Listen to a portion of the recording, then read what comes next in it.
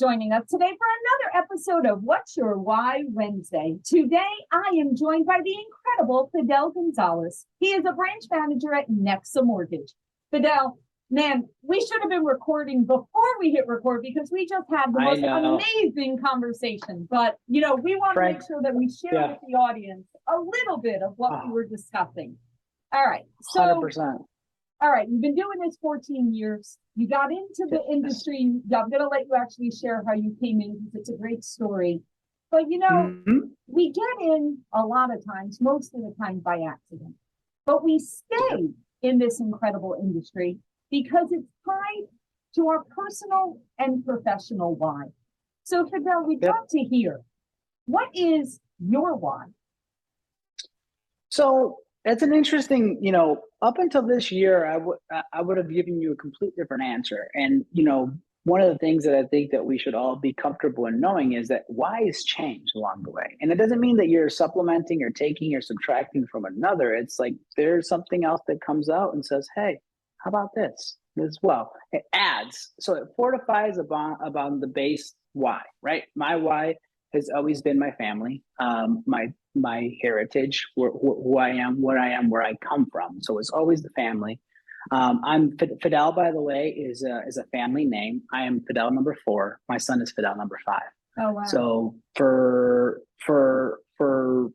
I think the first Fidel was born May 13th, like 1888. Wow! Like I don't remember the exact dates. So the first male of the first, so the first male to come to your family gets the name Fidel, and it has happened for over that's almost, we're going on 130 something years. Somebody with my name and somewhat of my bloodline has walked this earth, right? So I take great pride in that, and great it is something that's very heavy for me to carry the name in that forward. So it's my family. And my family includes my wife, my kids, especially my kids.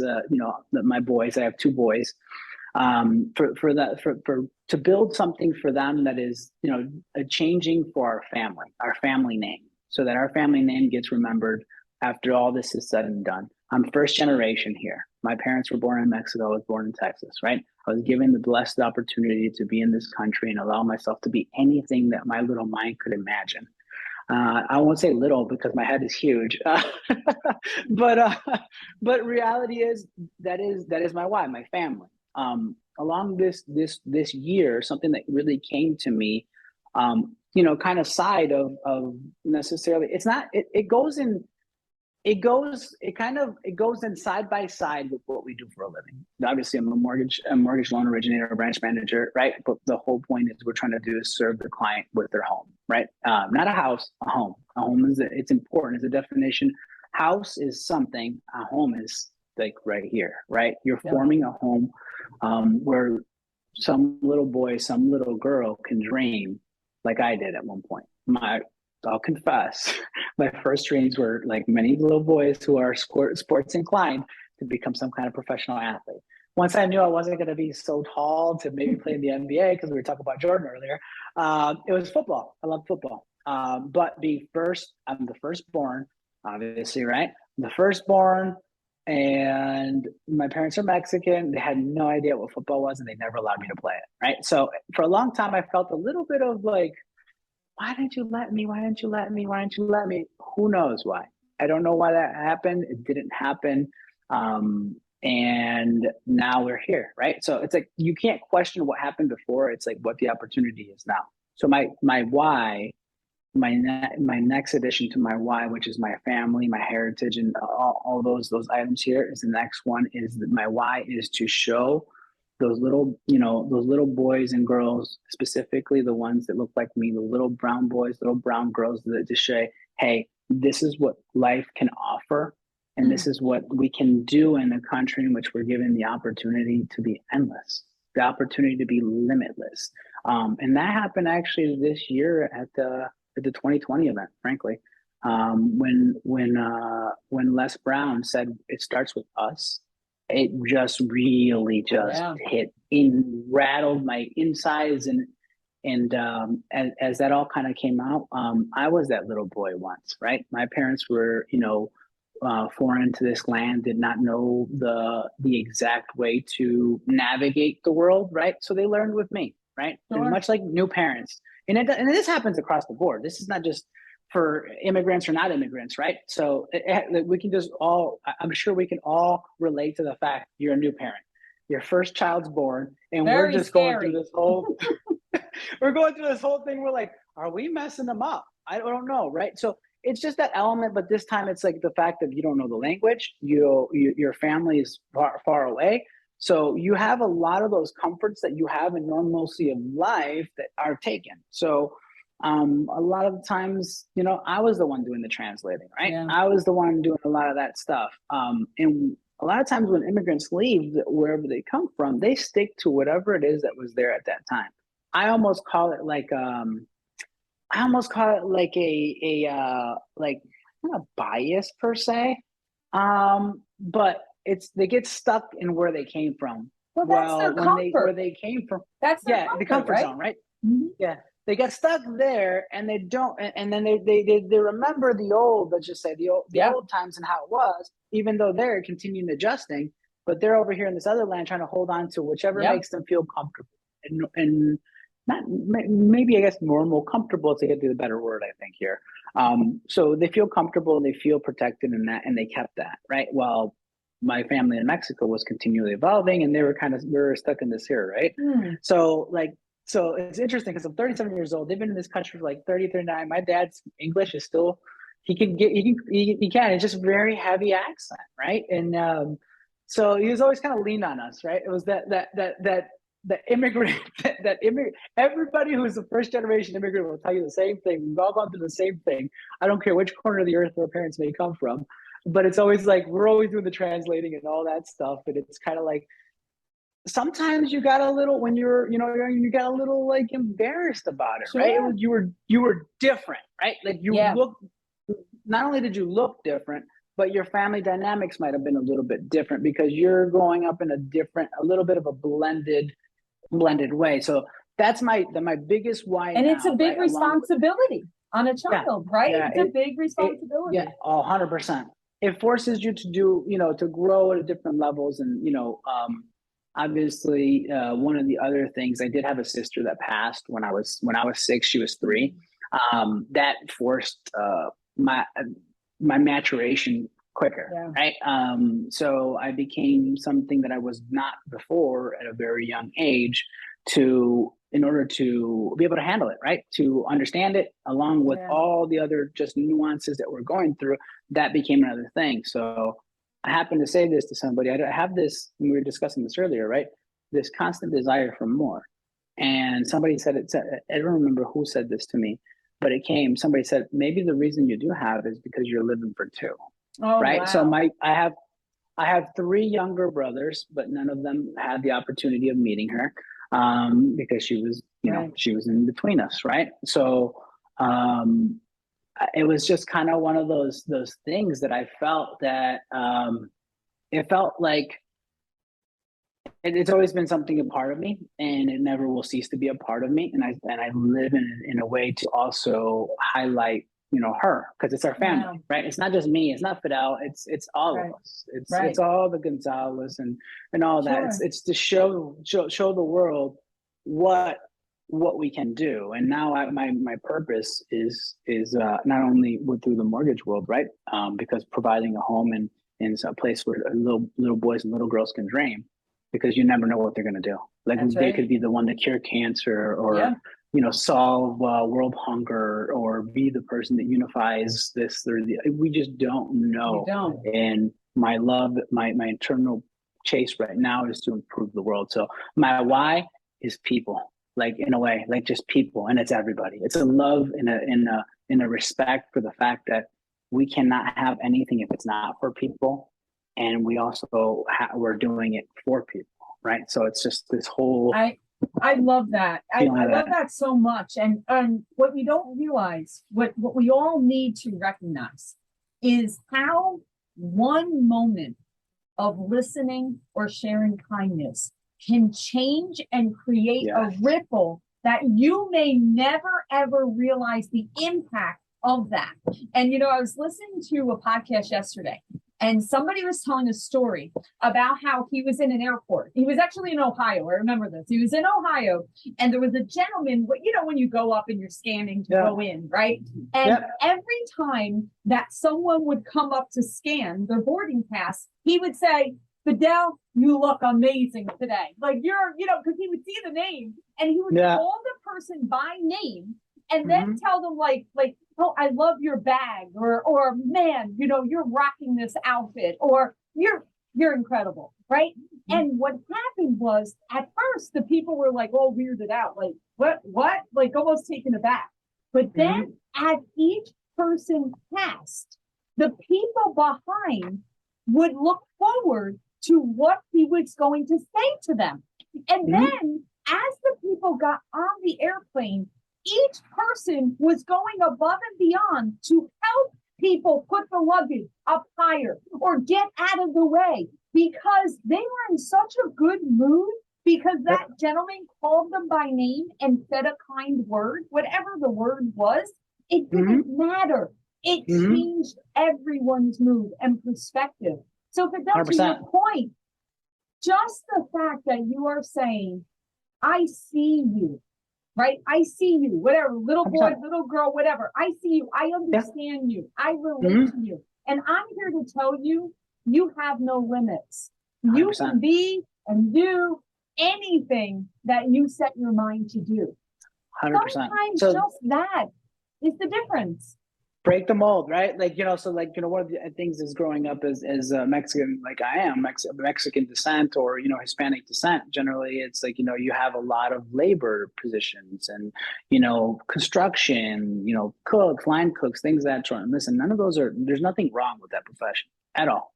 I just want them to understand that there's more, and they could dream of being more. They don't have to fall into those I have to do this because my father did this. Or my mother did this and I did this and this is what I know. It's push the limits of curiosity of saying, hey, what can I achieve with myself? With the opportunity that we have is endless here, right? So, and some of them will, grow up to create amazing businesses, right? Construction business, landscape, whichever it is. Reality is just wanting to tap into say, hey, whichever that dream is, I know it might sound incredibly wild and out of reach for someone who comes from a background like yours, but I promise you, if you set and you want it and you work at it, it's achievable. Anything's achievable, whichever that is, whichever that dream is. And it doesn't matter to me what that dream is because we discussed this earlier. So one of the other things I've been obsessed with lately is what the word success means. Success is a determination that only you can make, whether you're successful or not successful, because there are billionaires who feel miserable and not successful at all. And then there are people in this world with a dirt floor and a tin roof that fed their family that day and that feel incredibly successful. Think about that. Like two aspects of the difference of just complete utter day and night, and yet the difference in feelings of people because of their identification of how they identify right here with what the word success means. It's your success, whichever that looks like. Nobody can judge, only you can judge it. That is correct. All right. So now I want to go into impact, right? So you've been doing this for 14 years and we all have those stories, right? We all have those special stories that just sit with us. They sit in our hearts. And this is my most favorite part. I love to hear, those moments of where you just felt impact. So give me one of those glorious stories where you just, you felt it. So I know one in particular that was pretty pretty interesting in how we were able to help and get there. The reality, it happens on a day-to-day basis. Every day we talk to somebody or do something for someone, we're impacting their lives, right? So I remember this one. So they had to sell their house. They sold their house, and then their credit was pretty bad. Like it was very bad, and we were able to massage it, get them there to get the kids into the right school district that they needed to be in. Right, so that was one of the big ones. But I do remember this one. I believe the the details will escape me exactly, but I remember that she was struggling with making her payments in general, right? And it was just, this is just a cash out refi, right? But she came to us with, with this, her whichever it is that it was troubling her. And then we discovered it. Well, okay, hang on, let's dissect this. What's your, what are we talking about here? Was cash flow, right? She had a lot of equity in her property. She had no idea that she could do this. And we ended up saving her like $2,200 a month. Wow. In outflow, right? And she was just so thankful that was able to stop and take the time and just not just kind of brush it aside, because we had to work on her credit. We had to do a couple of different things, and we kind of put it all together in order to kind of put her in that position. That happened again last year with another young couple here in Florida as well, right? The same thing we did for them. It's just helping them understand how the cash flow will put them in a better place, even though we know what's going on with rates, right? People don't want, they're so attached to something that is, honestly meaningless if you're struggling, right? So if you redo your mortgage at a higher rate and are able to really make your life easier on a month-to-month cash flow basis, why not, right? But sometimes it's just the digestion of allowing that. And I mean, as far as on the Spanish side, because I am bilingual, right? Many of people helping them achieve homeownership, right? And they're just endlessly thankful for the ability and the guidance to become a homeowner, especially over the last couple of years, because it's been hard, right? Yeah. So it's been hard, and a lot of times immigrants have shallow credit history, which is leaning you towards a government product, which was not favorable. They couldn't win the bids, right? The last 2 years. Yeah. The last 2 years have been nothing besides like grinding against pavement, because it's just the demand has been so endless. But so those are huge, and they still continue to happen on a day-to-day basis. So it's almost like a doctor sometimes. One of my managers back in the day said, "No, we're almost as important as doctors." And I'm like, "What are you talking about, right? We're not saving lives here, but in reality, every client that we touch, if we really take the time to dissect and not just, hey, they come in and we give them a script for medicine, say, okay, so what's going on? Dig a little bit deeper, just a little bit deeper, become that trusted financial, I don't want to say like you're consulting them or any of that sort, just like, okay, so what could we do? Offer them the options, and then they end up picking what's best for them. So every day we have the ability to change somebody's life every single day in this business. And I think that's incredibly impactful. If you talked to me 4, 5, 6 years ago, I wouldn't, that would have been not the mindset. But like, as you kind of develop and grow into yourself as a human, I won't even say adult, because I think there are some very young folks with a lot less experience with the great wisdom as well. It's just growing in, and it happens to you at your time when you're supposed to have it, But it's funny, Fidel, I would tell you exactly the same thing. When I was first in the industry, I didn't feel like I was changing lives. So I agree with you. There's like a light bulb that goes off at some point. When you're like, wow, we actually do something that is pretty important, right? Yeah, like, it's not like we're important. just, and the discovery point is really that's where it really kicks. Yeah. That point, and when you discover and that light bulb goes on, we discussed earlier that, for me, it took about 11 years. And I believe you said that yours was about 15 or so, where it's like, boom, okay, we're doing this in a different way, right? Correct. So it's beautiful when it clicks, and when that happens, and when you really take to it, and you have a choice there too, right? Much like anything in life, we have a choice. We can either discover that and pave that out, and really develop, or we can say, and just go on it, because the world is noisy and full of distractions and different things. So that is correct. Chase the change, I guess. Let's just say, right? There you go. And that leads me to my last question. And this is perfect. Ties into exactly what you were just saying. So, all right, here we are. You had said to me earlier before we started recording that although you've been doing it for 14 years, the first 11, you kind of felt like you were repeating the same year over and over again. So I'm obsessed. Wait. So wait, I want to know, what would be that piece of advice to a newer person coming in? Like, what would you tell them as far as what's the best way for them to have that open mind, or what should they do? What would be that guidance for someone new coming in?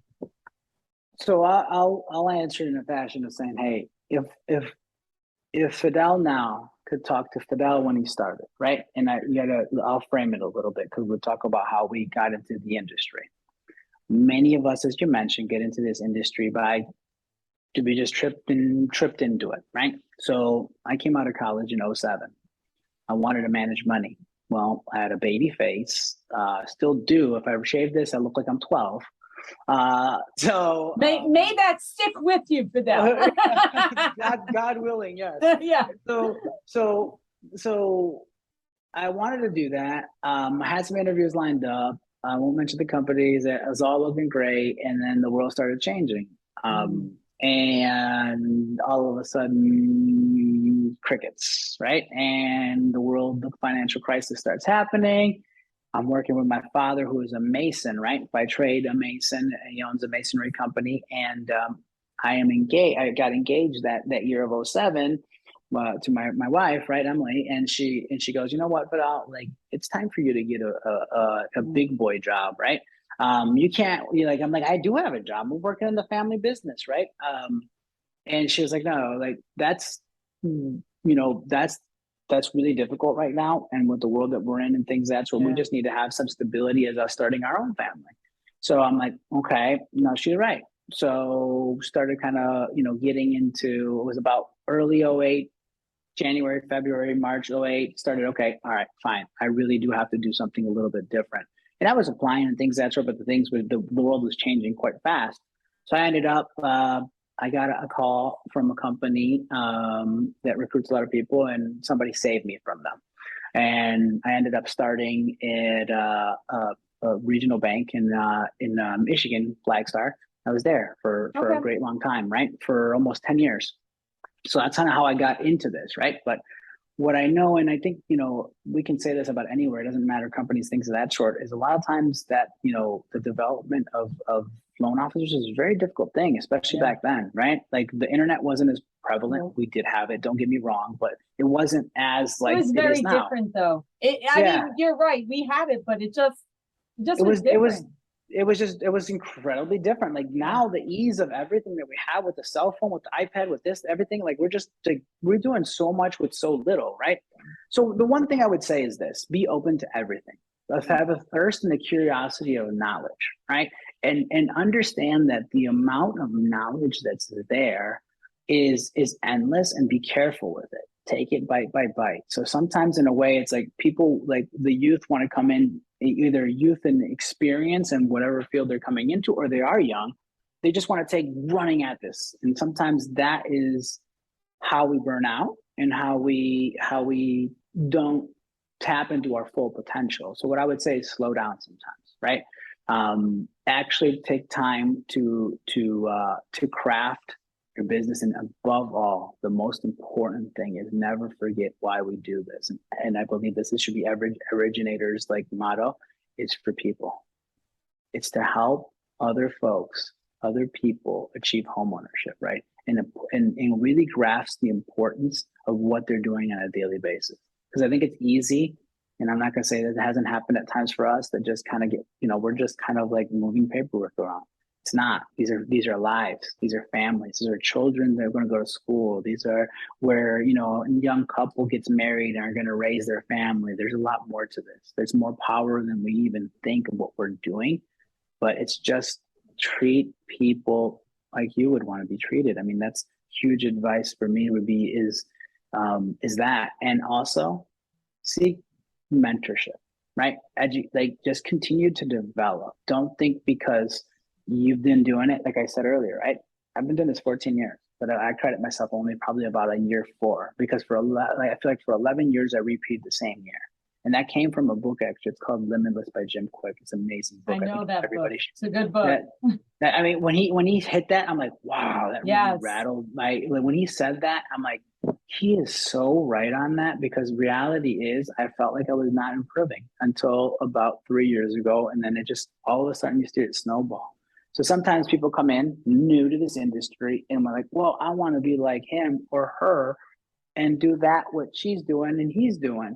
Reality is sometimes slower is better, because you need to grasp it all, because it's really easy to get just completely lost in it, because it's so big and we can help so many folks. And I think remind ourselves never to forget why we do this. And it's to impact people and people's lives. We just happen to do mortgage or real estate or this or that. We just happen to do that, but we're really in the business of people, right? Of helping people. Well, you mentioned a home, using that word a home versus a house, right? Yep. And when you think about that, and it's funny, whenever I think about someone that gets their first home and they have children, I always say to myself, like, you just changed generations, because you know that when you grow up in a home where your parents own the home, that is how the children think.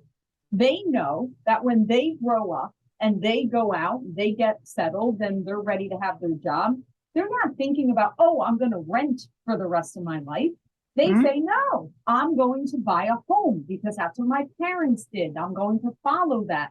So you're changing generations with every single new family that you work with. That's 100%. life changing. That's a ripple effect. It's a stability, right? Yes. Stability of something to say, hey, like, no matter which happens today, and we're going to have bad days, folks, right? Like, there's not always going to be rainbows and sunshines. Life really happens in between the bumps and the bruises, in my opinion, right? That's really where life happens. And that's really where it's at, because it's not either about I'm joyful or happy or not happy. Happiness is a kind of a difficult thing to say. It's about finding joy in it, right? So let's just say you had a hard day at school, you get to come home under what? To your home, right? I'm going home, right? We always said we're going home, right? Then we don't say we're going to the house, we're going home, right? Because home is where, as the saying goes, home is where the heart is. It just provides you a shelter, a comfort, and an ability to dream. A place where, people can truly express and feel like open, right? Like a home, you can just be open and memories. Not feel. Yes. Making your memories in that home. Right? 100%. So it's important. It's incredibly important what we do, more so than you would ever even imagine when you first start. I know I couldn't have even processed. I couldn't even process the fact of how important this really is. So, it started in this this is the only thing really hiring, and the reason I got in was because I speak Spanish. That's frankly the only reason I'm proud that I'm in this. But that's awesome. Spanish, that was right? it. That was my tool. Yeah. That's where. And then for a long time, I thought I was just going to get out. Right. I'm just going to make some money, get out, and things of that sort, because it is a lucrative position, right? But it also is just. Reality is it's not it's not for that. It's for the fact of how we get to make an impact to the world, and then specifically with my my secondary or my most recent discovery of why is allow those little boys and little girls to understand what financial education and in general and homeownership can do for those dreams. It's just like water and fertilizer on them. That's really what it is. We're fertilizing those dreams. I love it. Well, Fidel, we know that you're going to continue to change so many lives of others, whether it's the boys and girls or whether it's their families that are going to become homeowners. We wish you all the best always. Thank you so much for sharing your why with all of us, and you keep being great out there. Thank you. Appreciate you having me on. I appreciate it.